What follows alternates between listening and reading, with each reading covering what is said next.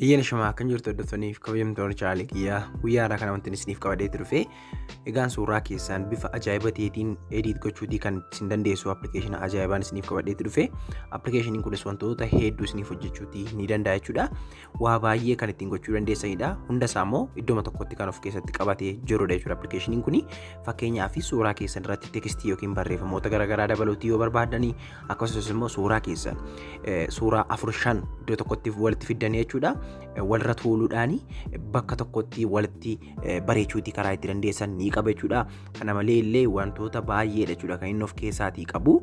Baakgiraawundii suuraa keessanii gaggeeddaruudhaaf haala babbareedaa ta'eetiin duduuba suuraa keessanii bareechuudhaaf kan isin gargaarudha jechuudha. Wantoota effektii garaagaraa ta'anii suuraa keessan sanarratti daddabaluudhaaf illee kan isin gargaarudha jechuudha.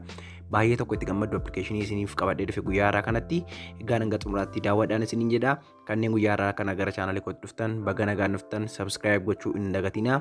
Akkasumas immoo viidiyoo kana share fi like godhaan jajjabeessaan isiniin jedha. Appilikeeshinii guyyaarraa lafti isin argattanii description box jala barreeffama viidiyoo kanarra tuquudhaan argachuu dandeessu. Warri karaa telegiraamii hordoftan yoo jiraatan immoo telegiraama koo OTS Elsay kan jedhu na argachuu ni dandeessu waan ta'eef maqaan telegiraama kootii OTS Elsay kan jedhudha. Sarchii godhaa join godhaa chaanalii koo kanan isiniin jedha. Egaan amma ni eegalla jechuudha. Jalqabaaf gaafa bantan keessoon appilikeeshinichaa kana fakkaata jechuudha. Iddoo kanarraa wantoota jaatu jira jechuudha. Wantoota inni jedhamu kunis immoo wantoota garaagaraadhaaf kan isin fayyadanidha. Fakkeenyaaf Sprawl kan jedhu kan jalqabarra jiru kuni wanta baay'ee tokko isin toludha jechuudha. Yennaa isin isa tuttanii gara suuraa keessanii bifa kanaatiin isin fida jechuudha. Achi booda suuraa barbaadan irra tuquudhaan kunuutti gara kanaa isin fida jechuudha. Addanarraa baakgiraawundii isaa geddaruutii ni dandeessu yoo barbaadanii wantoota effektii garaagaraa kunoo jala kanarraati ilaaltan kana hundasaa itti daddabaluudhaaf isin dandeessa. Baay'ee tokko isinitti tola jechuudha.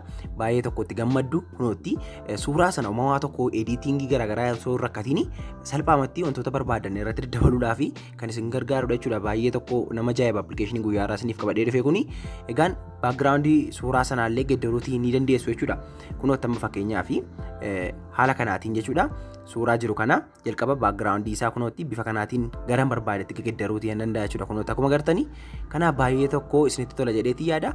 Isinillee gara appilikeeshinii kanaa seentanii yeroo ilaaltan kana caalaatti gammaddu waa baay'ee gatiin of keessaa qabuu fi egaan kunootti kanaaf isin fayyada jechuudha. Wantoota akkasaa itti daddabaluudhaaf kan lammaffaarra jiru kun immoo edit kan jedhu kun jechuudha. Suuraa keessan wantoota garaagaraa barreeffamootaa fi waa baay'ee irratti daddabaluudhaaf kan isin gargaarudha jechuudha. Al tokkootiif kan innaa tuqxanii gara gaalarii keessan isin fideetu as keessaati suuraa keessan sana ni filattu jechuudha. Fakkeenyaaf suuraa tokko yoon filadhe jechuudha. Kunootti suuraa sana kunoota haala kanaatiin gannaaf baasa. Baakgiraawundii isaa gaggeeddaruutii ni danda'a jechuudha. Kunootti akkuma agartanii saniin booda kunootti wantoota garaagaraa adduma irratti daddabaluutii ni danda'a jechuudha. Barreeffamoota yoon barbaadallee jala kanarra jechuudha. Kunootti jala kanarra deemuudhaan tekstii kan jedhu ni jira waan ta'eef kalaroota barbaadanii tekstii sana babarreessee irra kaa'uutii kan dandeessudha jechuudha. Appilikeeshiniin kun fiiltariis waa baay'ee hedduu of keessaatii qaba jechuudha. Kunootti hundasaa yoo lafti isin argattanii jala kanarra jechuudha. Hordoftootiyyaa dhuma kanarra dhuftaniitu kun kana gaggeeddaruudhaanitu argachuutii ni dandeessu jechuudha. Kanaaf baay'ee tokko salphaadha. Fayyadamni isaallee akkamitti itti fayyadamna jettanii hin cinqamiina. Keessa isaa seentanii wantoota garaagaraa irratti babarreessaa itti fayyadamaa deemtanii irra caalaa isiniif galaatii deema jedheetiin dhiisee jechuudha. Inni kan biraan immoo kunootti miirar kan jedhuu fi kolleejii kan jedhu kana kolleejii kana keessa innaa seentanii suuraa keessa isiniif baasa. Suuraa keessan kana keessaatii fakkeenyaaf akka kanatti innaan isiniif baasu suuraa barbaadan ni filattu jechuudha. Fakkeenyaaf akka kanatti innaan filadhee gara kana suuraa gosoota garaagaraa 5 iddoo kanarraati naaf fideeti jira. Baakgiraawundii isaa gaggeeddaruutii ni danda'a. Barreeffama dabaluutii ni danda'a. Akkasumas immoo sheeppota isaa jechuudha. Kunootti garaan barbaadetti babbareechuutii ni danda'a jechuudha. Kunootti baay'ee tokkotti gammaddu jechuudha yaada. Appilikeeshinii kanatti waa baay'ee isin ajaa'ibudha jechuudha. Kan inni of keessaatii qabu amma isinitti himaa jiru oli. Kanaaf baay'ee tokkotti gammaddu daawunlood godhaa. Kunootti wantoota baay'ee itti daddabaluudhaaf kan isin gargaarudha. Baay'een keessanii adda addatti suuraa irratti akkamitti barreeffama barreessan jettanii kan na gaggaafatanii jirtu. Wantoota garaagaraa kan na gaafatanii jirtu. Garuu hundasaafiyyuu deebii isiniif ta'a jechuudha. Appilikeeshiniin kun dhumarratti kan isinitti agarsiisu miirar kan jedhu kana jechuudha. Miirarii kana keessa innaa seentanii suuraa isin filachiisa.